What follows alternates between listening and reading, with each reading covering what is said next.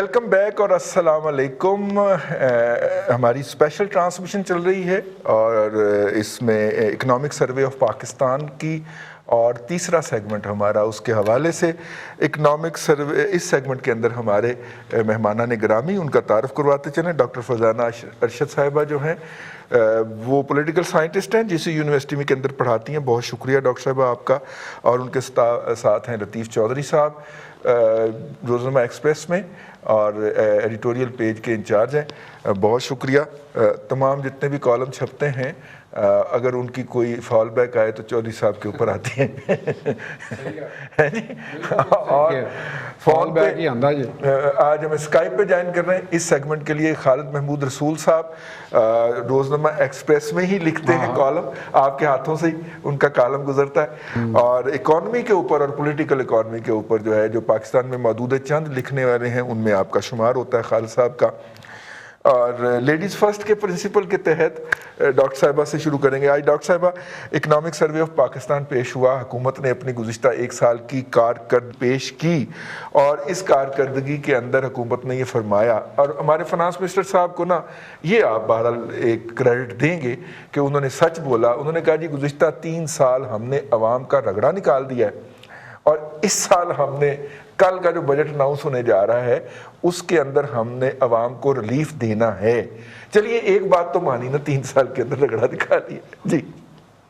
Doctor जी रजी साहब, बिल्कुल मईशत के हवाले से। लेकिन अगर आप इनके 3 सालों के स्टेटमेंट्स प्राइम मिनिस्टर के निकाल के देखें और इनके वज़रा के निकाल के देखें और इनके वज़रा जो गुज़श्ता भी रहे और मौजूदा भी रहे, मैं फाइनेंस मिनिस्ट्री के हवाले से बात कर रही हूँ, असद उमर से लेकर तमाम लोगों तक, हमाद अज़हर एंड एवरीवन जो कि इस दौरान में हमारी वज़ारत ख़ज़ाना में आए हैं, उनके बकौल तो वो मईशत खड़ी कर रहे थे। उनके बकौल तो पाकिस्तान ने डिफ़ॉल्टर डिक्लेयर हो जाना था 2018 में उनके बकौल, और पिछली हुकूमत से बदतरीन कोई मुआशी पॉलिसी और मईशत हो नहीं सकती जो कि उन्होंने ली थी। लेकिन फिर इनके ही अपने ही लगाए हुए फाइनेंस मिनिस्टर्स जो हैं वो एक्सेप्ट करते हैं कि कोशिश होगी कि 2018 की मईशत तक हम मुल्क ले जा सकें, जिस तरह के तीन साहब ने भी रिसेंटली कहा।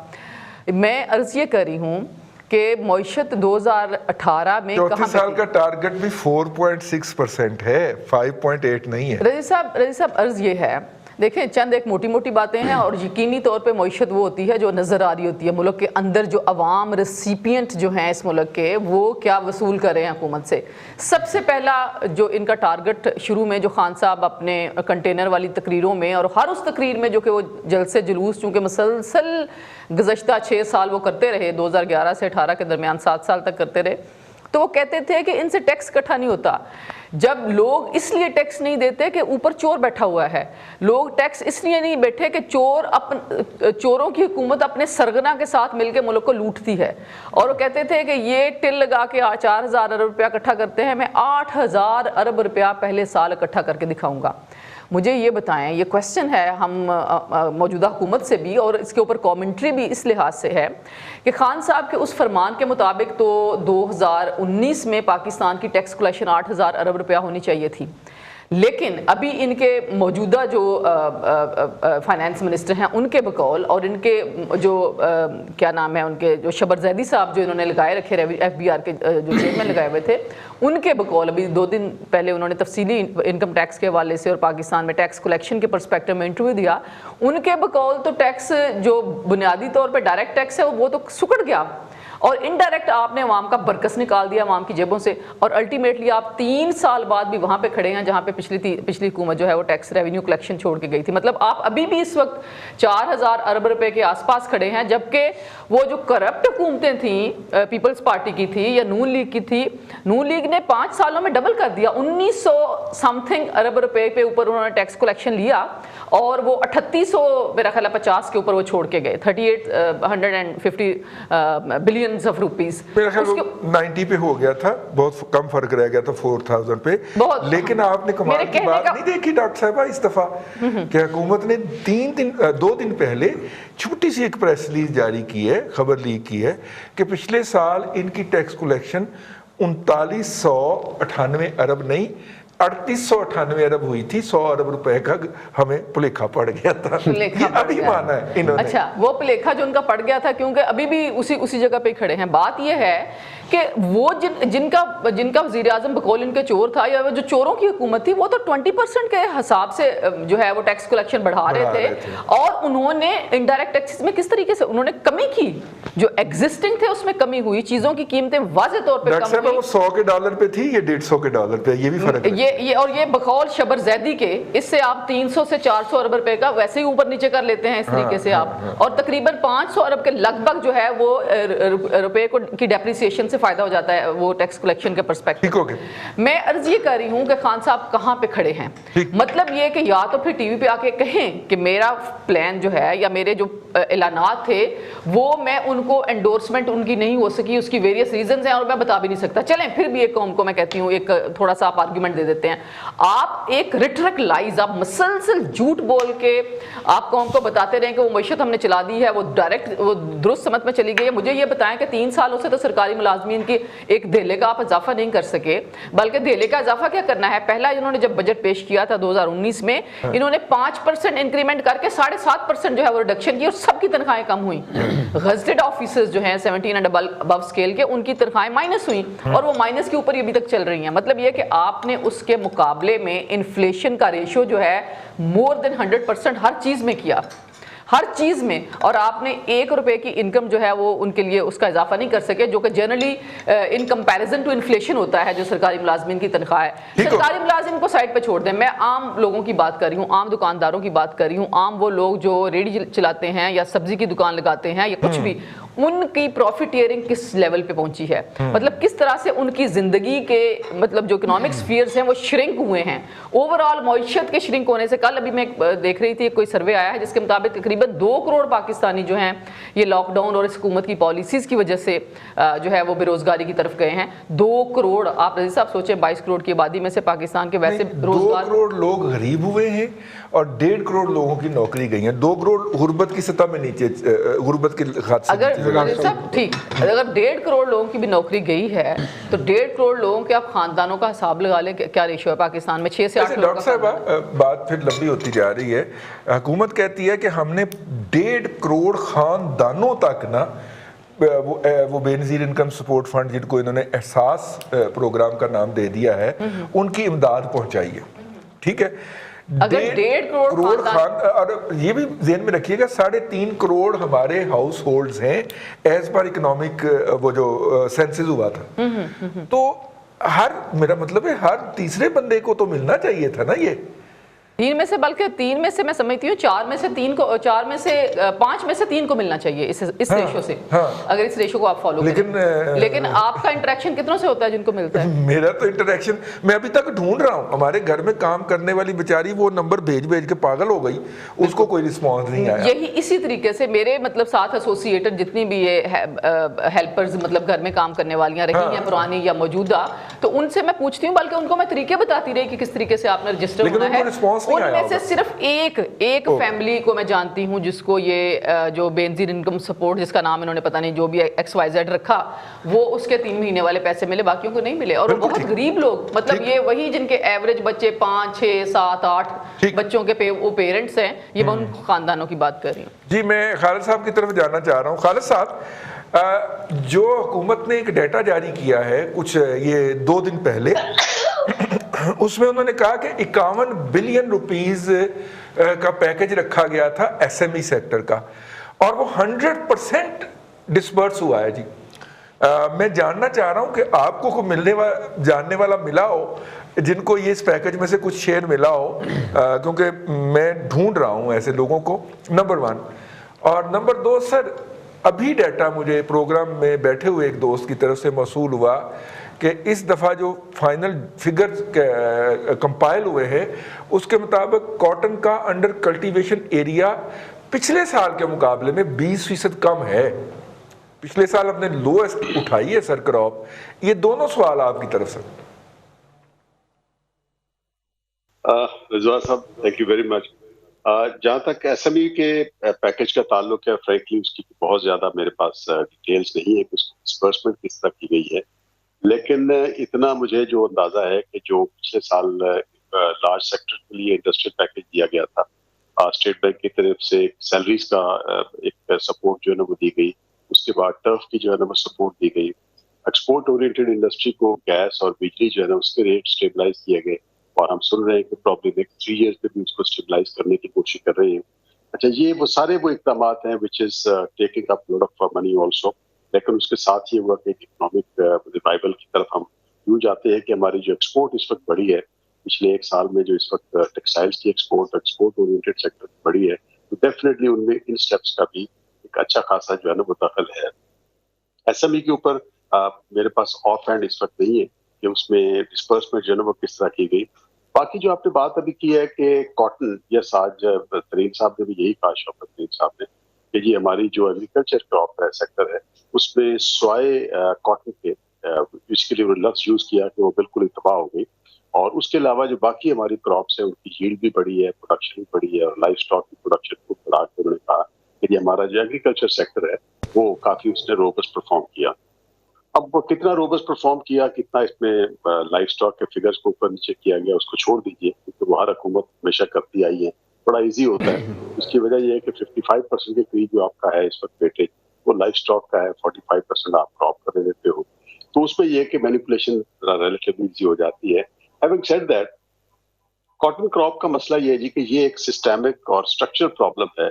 ये पिछले 20 से 25 साल में ये हो रहा है कि हमारे जितने भी कॉटन रिसर्च इंस्टीट्यूट्स हैं उनकी तरफ से कोई नई वेराइटीज ऐसी सामने नहीं आई जो कि बीटी कॉटन की, जिस तरह हम बायोटेक्नोलॉजी का कहते हैं, बीटी के हवाले से हो, या ये है कि हाइब्रिड सीड्स हमारे को ऐसे डेवलप किए गए हों, या वो ऐसे कोई मतलब स्ट्रेस को बर्दाश्त करने वाले हों कि उसके ऊपर पेस्ट अटैक जो है ना वो कम हो सके।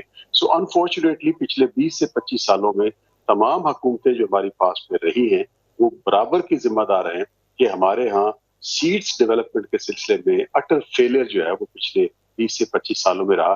नतीजा ये हुआ कि हमारे यहाँ अगर कॉटन क्रॉप कुछ बढ़ी हुई तो वो यही हुआ कि 12 से 13 मिलियन 14 मिलियन हुई, उसके बाद फिर 10 मिलियन में आ गई। सस्टेनेबल ग्रोथ जो है ना उसकी वजह से हमारी नहीं हुई। दूसरे नंबर पे ये है कि हमारे जो क्रॉप पैटर्न्स हैं उसमें हमने देखा कि पिछले 20 से 25 सालों में जो एरिया आपके ट्रेडिशनली कॉटन के थे वहां आहिस्ता आहिस्ता गन्ना लगना शुरू हो गया। आज बैठ के बड़ा आसान है शुगर माफिया की बात करना या चीनी माफिया की बात करना, लेकिन ये है कि थोड़ा सा खोज तो निकाल लीजिए ना कि पिछले 20 से 25 सालों में ये जोने के नाम से क्या क्या तमाशे हुए, और जो एरियाज हमारे कॉटन प्रोड्यूस करते थे, पाकिस्तान का पूरे दुनिया में की वजह से नाम था, वो देखिए कि वो सारे के सारे जो एरियाज हैं वो अल्टीमेटली शिफ्ट होते चले गए हैं शुगर की तरफ, शुगर केन की तरफ। उसके बाद फिर हम ये भी रोना रोते हैं कि हमारा जो है वो पंजाब और पाकिस्तान पर्टिकुलरली हम वाटर स्ट्रेस्ड कंट्री है और हम गन्ना जो है वो बेतहाशा पानी इस्तेमाल करता है, खाता है। उसके बाद दूसरी क्रॉप खैर से जो पिछले 20 सालों में काफी प्रमोट हुई है वो चावल की है, और हम बड़ा कहते हैं कि हमारा जो दूसरा सबसे बड़ा एक्सपोर्ट आइटम इस वक्त है वो चावल का है, और वो चावल में आपको अच्छी तरह पता है कि उसमें 84% 83% जो है वो सॉइल मॉइस्चर गया ही कखनी। तो ये जो पिछले 20 से 25 साल का एक पैटर्न रेगुलरली चल रहा है, ये कोई अनोखी बात नहीं हो रही, मेरे लिए कोई हैरत की बात नहीं है। मैं 20 से 25 साल इस पैटर्न को देख रहा हूँ कि इस पैटर्न के हम सारे जिम्मेदार हैं। जो मिल वाले हैं वो जिम्मेदार है कि जब ग्रोअर को कीमत देने की बारी आती है तो ये लोग जो है ना वो उस वक्त मार्केट सप्लाई फोर्सेस को रिस्पॉन्ड प्रॉपरली नहीं करते, ग्रोअर मारा जाता है। इसके फिर पेस्टिसाइड वाले जो लोग हैं उनकी अपनी प्रैक्टिसेस हैं, वो जहर जो दुनिया में और चाइना में, जो दुनिया में बैन हो चुका है, वो चाइना से उठा के लेके जो इको फ्रेंडली पेस्ट होते हैं उसका भी बेड़ा गर्क जो है ना वो कर देते हैं। तो ये कॉटन की फील्ड ऐसी है भाई कि इसमें हर बंदे ने, वो भले सीड से लेके पूरी वैल्यू चेन में मिलर तक है, जिनिंग फैक्ट्री वाले हैं, सारे हैं, ये 20 से 25 साल हो गया। ये एक बड़ा क्लासिक केस है, अगर रजी साहब कभी आप देखें कि हमने अपने हाथों से एक इंतहाई खूबसूरत सेक्टर को कैसे तबाह किया है, तो ये कॉटन है। तो उस एतबार से अगले साल में बात ये है कि जहां आज कॉटन खड़ी है, लोगों को यील्ड नहीं मिली है, 6 स्प्रे लोगों किए है, वो लोगों ने तबाही उनकी गिर गई है। मुझे आप ये बताइए कि आप और मैं ग्रोअर होंगे तो भी नहीं लगाएंगे, तो अगले साल क्रॉप एरिया पंजाब की हद तक कम से कम श्रिंक होगा। बल चलिए ब्रेक की तरफ जाना है, इश्तिहार चलाने जी हमने, ठीक है। लतीफ़ चौधरी साहब के ख्यालात लेते हैं ब्रेक के बाद। Welcome back. ब्रेक के बाद फिर आपकी खिदमत में हाजिर है हमारी स्पेशल ट्रांसमिशन इकनॉमिक सर्वे पाकिस्तान गुज़िश्ता साल की हुकूमत की कारकर्दगी, और उसके ऊपर आज हमारे प्रोग्राम में मेहमानान ग्रामी डॉक्टर फरजाना अरशद साहिबा, लतीफ़ चौधरी साहब और खालिद महमूद रसूल साहब। सर, लतीफ़ चौधरी साहब, देखिए, एक तो आप इस बात को दाद दीजिए ना कि हुकूमत ने कहा कि हमने 3 साल में अवाम का रगड़ा निकाल दिया, अब अगले 2 साल हम इनको कुछ बेहतरी की सूरत देंगे। तो चलें, वो बताते तो हैं ना जी, पहला फिक्रा मैंने नहीं कहा लेकिन बताते तो हैं ना। अच्छा, दूसरा ये बताइए, दूसरा इस पे बात लेके चलिएगा कि हुकूमत ने इस साल एग्रीकल्चर को अपनी तरजीह नंबर 1 करार दिया। आज अगर आपने वो सुना हो उनकी स्पीच, तो उन्होंने कहा कि हमारी एक ही तरजीह है, एग्रीकल्चर एग्रीकल्चर एग्रीकल्चर। तो ये बताइएगा, इनपुट्स की कीमतें कम करेगी हुकूमत या आउटपुट को अच्छे रेट्स पे खरीदने का एहतमाम करेगी, क्या करेगी? कोई हमारी रहनुमाई करें। रज़ी साहब, मेरा ख्याल ये है कि शौकत तरीन साहब जो जिस किस्म की तोप चीज़ है वो तो कोई ऐसी अजनबी बात तो है नहीं, वो पहले भी ये करते रहे। आपको याद होगा यूनियन बैंक के जब मालिक होते थे ये। हाँ जी। हाँ, तो अब उन्होंने अगर कहा है कि एग्रीकल्चर एग्रीकल्चर और 3 साल का जो रगड़े का है, तो फिर आप डरें। अच्छा, हाँ, क्योंकि हुण फिर ਇਹਦਾ मतलब है कि किसानां दी खैर नहीं जी। ਹੁਣ ਐਗਰੀਕਲਚਰ ਦਾ ਰਗੜਾ हाँ, हुण बाकी तो बचिया कुछ नहीं। लॉकडाउन ਜਿਹੜਾ ਹੈ ਨਾ ਉਹ ਸਾਰਾ ਬੇੜਾ ਗਰਕ ਕਰਤਾ, ਨਾ ਕੋ ਕਰ ਕਿੱਥੋਂ ਟੈਕਸ ਲੈਣੇ ਨੇ। ਤੇ ਇਹ ਹੁਣ ਕਿਸਾਨ ਵਿਚਾਰਾ ਜਿਹੜਾ ਹੈ ਨਾ ਉਹ ਆਪਣੀ ਲੰਗੋਟੀ ਬਚਾਏ ਮੇਰੇ ਹਿਸਾਬ ਦੇ ਵਿੱਚ, ਤੇ ਉਹ ਵਿਚਾਰਾ ਅੱਗੇ ਹੀ ਮਰਨ ਰਿਹਾ ਤੇ ਇਹਨਾਂ ਦੀ ਨਜ਼ਰਾਂ ਪੈ ਗਈਆਂ ਹੁਣ वहाँ पे एग्रीकल्चर पे। तो बात ये है कि एग्रीकल्चर सबसे इम्पॉर्टेंट बात है कि पानी के बगैर एग्रीकल्चर का तो तसव्वुर नहीं मौजूद नहीं है।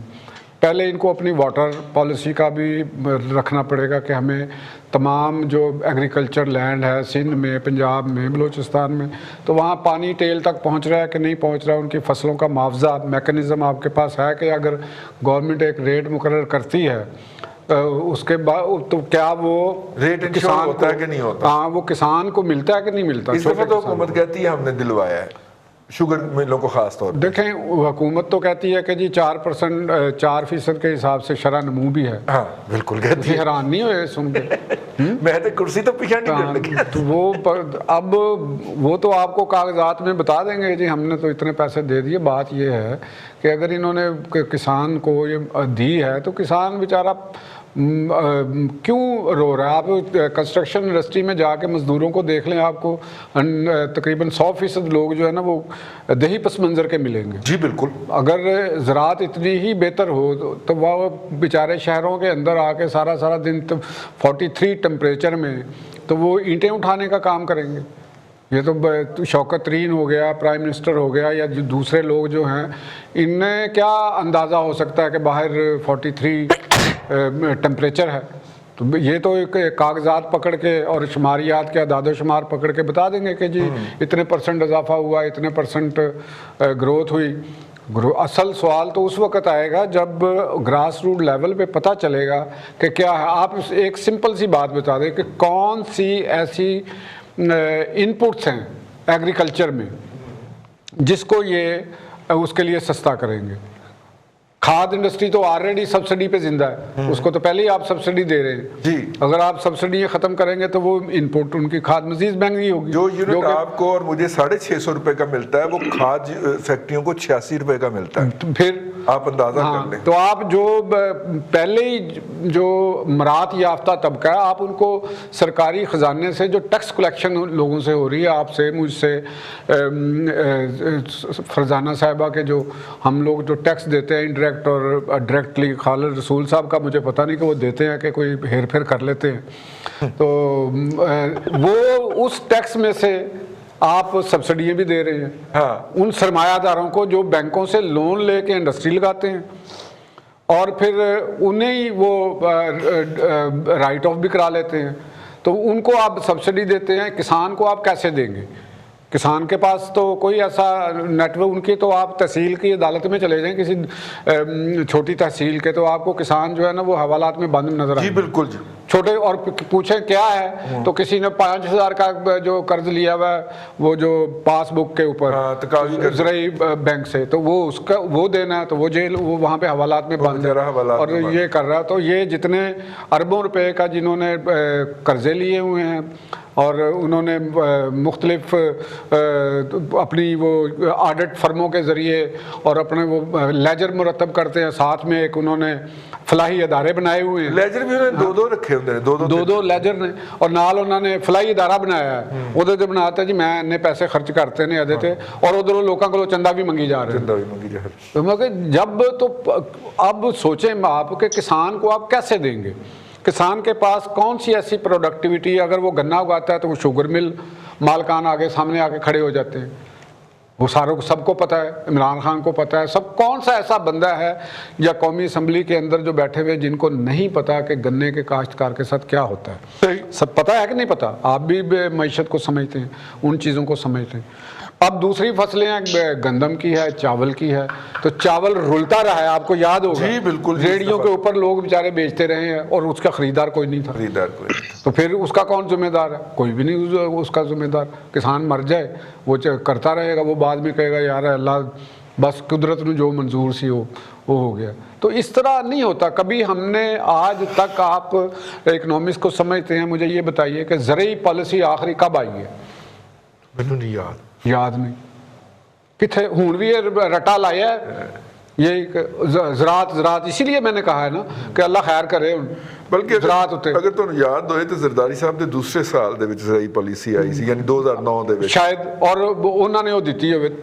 پہلی گل تو یہ ہے کہ تسی اپنا آپ نے جو سیکٹر بنایا ہے، آپ نے انڈسٹریل سیکٹر ہے، مینوفیکچررز ہیں، ریٹیلرز ہیں، اور اس کے بعد جو نوکری پیشہ جو لوگ ہیں سروسز سیکٹر کے ہیں اور زرعی سیکٹر، آپ ان سیکٹرز کے اوپر ایک پالیسی تو مرتب کریں بھی ہم نے ایگریکلچر کے لیے کس طریقے سے کسان کو کرنا ہے۔ چھوٹے کسان کو اصل ٹارگٹ تو ہے نا، اب جنگیر ترین بھی کسان ہے، شاہ محمود قریشی بھی آپ کو یاد ہوگا کہ کسانوں کے صدر رہے ہیں، جی خسرو بختیار بھی کسان ہیں۔ اب یہ کسان، اگر یہ کسان ہے، بخت صاحب بھی کسان ہیں، وہ بھی کسان، ساری رعایتیں وہ کسانوں کے نام پہ، وہ بھی کسان نے جی۔ تو اب اگر ان کے فائدے کے لیے ہے تو وہ تو آلریڈی ان لوگوں کا اربوں روپے کما رہے ہیں، ٹھیک ہو گیا، چھوٹے چھوٹی جن کے قطعات اراضی ہیں وہ کوڑیوں کے بھاؤ خرید رہے ہیں۔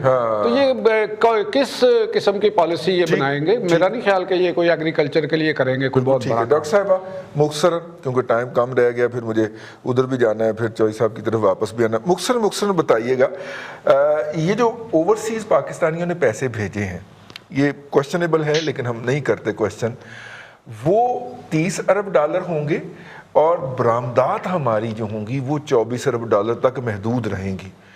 یہ دنیا کی معیشتوں کے اندر اگر ایسا ہو جائے کہ وہ زیادہ خطرناک ہو جاتا ہے، اس کا مطلب ہے کہ ہم بندے ایکسپورٹ کر رہے ہیں، بندوں کی بنائی ہوئی اشیاء باہر نہیں بھیج رہے، اس کا مطلب یہ ہے، یہ تو ایک ڈیزاسٹرس امپیکٹ ہوتا ہے۔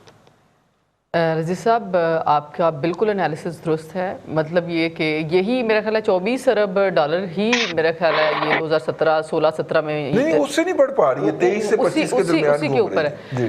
اور یہ آ کے تو ٹی وی کے اوپر مسلسل کہنا ہم نے ٹریڈ ڈیفیسٹ کنٹرول کر لیا، ہم نے یہ کر لیا، ہم نے وہ کر لیا، حالانکہ آپ اسی جگہ پہ نہیں، وہ تو ایکسپوز ہو گیا نا جی، انہوں نے کووڈ والے پیسے ادھر صرف کر کے تو ٹریڈ ڈیفیسٹ نہیں سوری کرنٹ اکاؤنٹ ڈیفیسٹ کو ختم کرنے کا دھوکہ دے کیا، ان کے اپنے ہی لوگ لگائے ہوئے جو ہیں وہ ٹی وی پہ بعض انٹرویوز میں حقیقت بیان کر دیتے ہیں۔ میں وہ اسپیشلی پہلے بھی ذکر کیا شبر زیدی صاحب کے انٹرویو کا، انہوں نے کافی معیشت کو ایکسپوز کر دیا تھا کہ کس طریقے سے چیزیں اوپر نیچے ہو رہی ہیں۔ ابھی بات ہو رہی تھی، لطیف صاحب بھی بات کر رہے تھے پاکستان کے اندر کے کسان کو جو ہے کس طریقے سے فائدہ، میں اس میں تھوڑا سا ایڈ کرنا چاہوں گی۔ دیکھیں پاکستان کے اندر اس وقت جو سچویشن ہے اور پاکستان کے اندر جو کرنٹلی ایک عوامی سطح کے اوپر بات ہے وہ یہ ہے کہ پاکستان میں مڈل مین کا زمانہ چل رہا ہے۔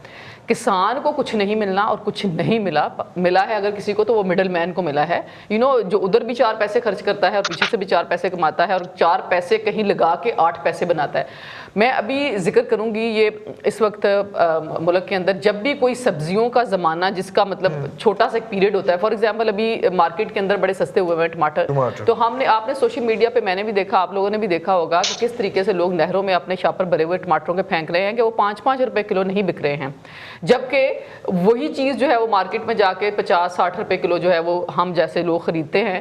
بلکہ میں کہتی ہوں کہ یہ بیج کا جو فرق ہے क्या ये फ़र्क ट्रेस नहीं हो सकता? क्या ये फ़र्क किसान को डिलीवर नहीं किया जा सकता?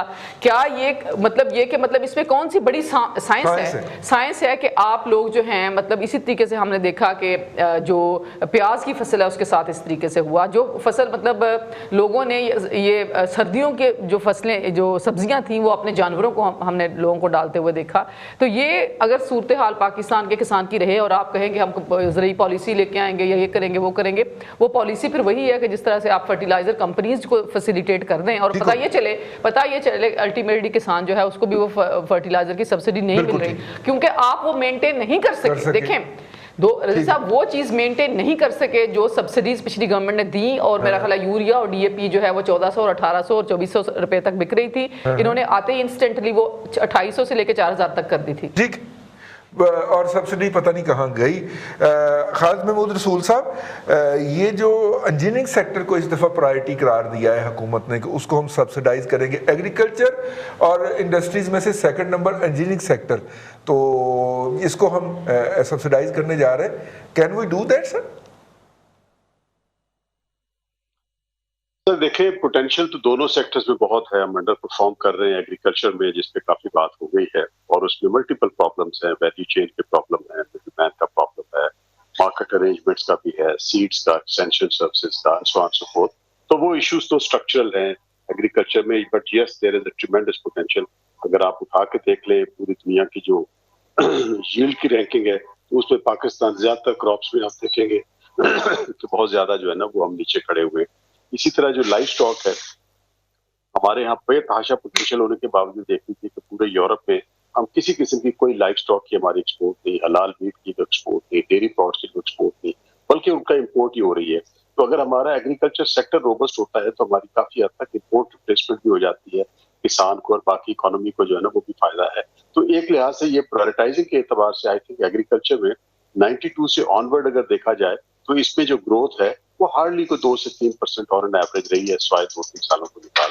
प्रायोरिटी के एतबार से it's rightful priority. Engineering sector का भी इसी तरह है भाई के, अगर देखा जाए तो हमारे यहाँ जब से ये ट्रेड लिबरलाइजेशन हुई उसके बाद हम सारों ने काम पकड़ लिया है कि कोई छोटी से छोटी चीज मंगवानी है वो भी हम चाइना से मंगवा लेते हैं। हालांकि आप देखें कि हमारे यहाँ गुजरावाला में, लाहौर, कराची और बहुत सारे शहरों में इंजीनियरिंग सेक्टर काफी ग्रो कर रहा था, लेकिन पिछले कई सालों से ये हो गया कि हमारा इंपोर्ट सेंटर इतना ज्यादा हो गए, उस सेक्टर को हमने ज्यादा सपोर्ट नहीं किया रिसर्च एंड डेवलपमेंट के हिसाब से, पेटेंट डेवलपमेंट के हिसाब से और फाइनेंसिंग के एतबार से। तो आई थिंक ये बड़ा एक राइटफुल और प्रायोरिटी है, इसको असाइन अगर किया है। बहुत बड़ी मार्केट है अफ्रीका में और कई और मालिक में, इंजीनियरिंग प्रोडक्ट्स में हमारा अच्छा पोटेंशियल है। आई थिंक इस पे अगर फोकस किया जाता है, बट अगेन इसके पूरी वैल्यू चेन में काफी फोकस करने की जरूरत है, सिर्फ एक सब्सिडी देने से काम नहीं चलेगा। बिल्कुल ठीक है। चौधरी साहब, हुकूमत कहती है कि हमने पिछले साल अच्छा परफॉर्म किया है और जो कुछ आपका और मेरा हाल हुआ है, और वो कह रहे हैं कि हम अगले साल मजीद अच्छा परफॉर्म करेंगे, मतलब सानू मजीद खले पैणगे। अल्लाह कलो खार बखो तुसी। नहीं, उन्होंने कहा मजीद अच्छा परफॉर्म करेंगे। ਇਹਦਾ ਮਤਲਬ ਹੈ ਕਿ ਅਸੀਂ ਫਿਰ ਤੇਲ ਜਿਹੜਾ ਨਾ ਜਿਸਮ ਨੂੰ ਲਾ ਲਈਏ ਕਿਉਂਕਿ ਹਾਂ ਅੱਗੇ ਤੁਸੀਂ ਸਵਾਲ ਕੀ ਕਰ ਰਿਹਾ ਪਹਿਲੇ ਤੇ ਮੈਂ ਤਾਂ ਡਰ ਗਿਆ ਪਹਿਲੇ ਸਵਾਲ ਕੀਤਾ ਇਹਦਾ ਮਤਲਬ ਅਸੀਂ ਮਜ਼ੀਦ ਛਿੱਤਰਾਂ ਵਾਸਤੇ ਤਿਆਰ ਹੋ ਜਾਈਏ। ਹਾਂ ਤੇ ਜ਼ਾਹਰ ਹੈ ਉਹ ਤਾਂ ਛਿੱਤਰੀ ਪਰਫਾਰਮੈਂਸ ਤੇ ਇਹੋ ਹੀ ਉਹਨਾਂ ਦੀ ਤੁਹਾਨੂੰ ਦੱਸਿਆ ਤੇ ਹੈ 3 ਸਾਲ ਤੋਂ ਜੋ ਉਹਨਾਂ ਨੇ ਕੀਤਾ ਤੇ ਹੁਣ ਇਸ ਤੋਂ ਜ਼ਿਆਦਾ ਅੱਗੇ ਨਵੇਂ ਹੋਰ ਤਿਆਰੀ ਦੇ ਨਾਲ ਉਹ ਆਣਗੇ। बहरहाल रजी साहब गल जो बात है ना वो हुकूमत का चाहे माशी कारकर्दगी हो या वो बजट बनाने का मामला हो, अब मुझे ये समझाएं कि बजट इन्होंने किस जगह क्या बनाना है। अच्छा, मैं आपसे अर्ज करता हूँ। हाँ। इस वक्त IMF के साथ मुज़ाकरात हमारे मुकम्मल नहीं हुए, ठीक है जी, कल भी नहीं होने। हाँ, नहीं होने। तो इसका मतलब ये है कि हमें पता ही नहीं है कि हमारे पास कितने पैसे आने हैं जिसका हम कल बजट पेश करने जा रहे हैं, है नहीं? अब बिल्कुल तो इसका मतलब है कि जब मुज़ाकरात हफ्ता 10 दिन के बाद मुकम्मल होंगे तो नया बजट आएगा। अब ये इसी से मैं आपकी बात मैं बताता हूँ। आपने जब और मैंने जब हमने जर्नलिज्म की उस वक़्त तक शुरू की, जब हाँ शुरू की बिल्कुल, तो उस वक़्त आपको याद होगा कि बजट में जो पेट्रोलियम मसनूआत की कीमतें पूरे साल के लिए अनाउंस होती थी, बिल्कुल ठीक है, और उसी तरह बिजली का रेट भी पूरे साल के लिए होता था, और उसी को देख के आगे सूबाई हुकूमतें ट्रांसपोर्ट के किराए اس جی کو بالکل وہ کرتی تھی، تو ایک استحکام رہتا تھا۔ معیشت کے اب حکومت کے پاس تو کسی بھی چیز کا ریٹ متعین کرنے کا بجٹ کے اندر تو کوئی آپشن ہی نہیں ہے۔ صحیح، دیکھیں آپ چلے جائیں، بجلی کا ریٹ وہ نیپرا نے بنانا ہے، اوگرا نے پیٹرولیم مصنوعات کی قیمتیں ہر وہ 15 دن کے بعد 20 دن کے بعد رد و بدل کر دینا ہوتا ہے۔ ٹھیک ہو گیا جی۔ اور آپ دوسری معاملات کو بھی آپ دیکھ لیں، آپ کنسٹرکشن انڈسٹری کے کنسٹرکشن مٹیریل کو دیکھ لیں، آپ یقین کریں کہ جو سٹیل کا ریٹ ہے، خالد صاحب کو بھی اس کا اندازہ ہوگا، آپ کو بھی اندازہ ہوگا، 1 مہینے کے دوران وہ 25 روپے میں اضافہ ہوا ہے۔